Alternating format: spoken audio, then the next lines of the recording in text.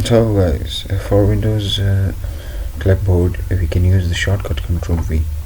For accessing the desktop directly, we can use the shortcut Start button plus D. For taking any type of screenshot, so we can use Start button plus Shift plus S. So and these are those basic shortcuts that are most common used widely. So as you can say that I just copy this. I copied this before, so I'm just copying this again, so it will appear 2 times in the clipboard. So I just copied it, मैंने copy किया, and you can see that here it is. For Windows clipboard, I just copied this text to my clipboard.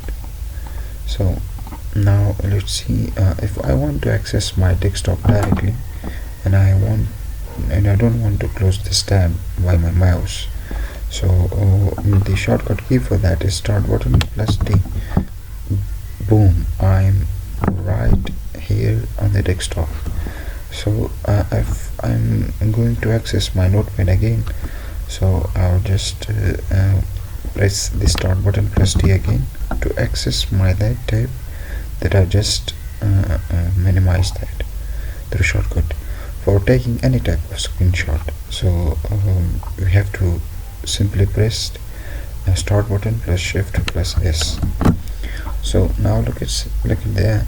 Here we have multiple options. Here you can say that rectangular snip. This is freeform snip. Freeform snip that we can take a circle of snip, one circle snip, and we can take whole screen circle snip. So this will take Windows snip, all the windows that are opened, it will take one snip from that, and it is the full screen snip. So I'm just rectangular snip selecting, and I'm just snipping this thing. So I just snipped that, and it said that it is completely snipped out. So I want to see that in my clipboard, that whether it is on clipboard or not. So I have to simply press Windows button plus V. No, boom, here it is. So you can delete or pin, it is on the top, and clear all. So these are the basic shortcuts of Windows.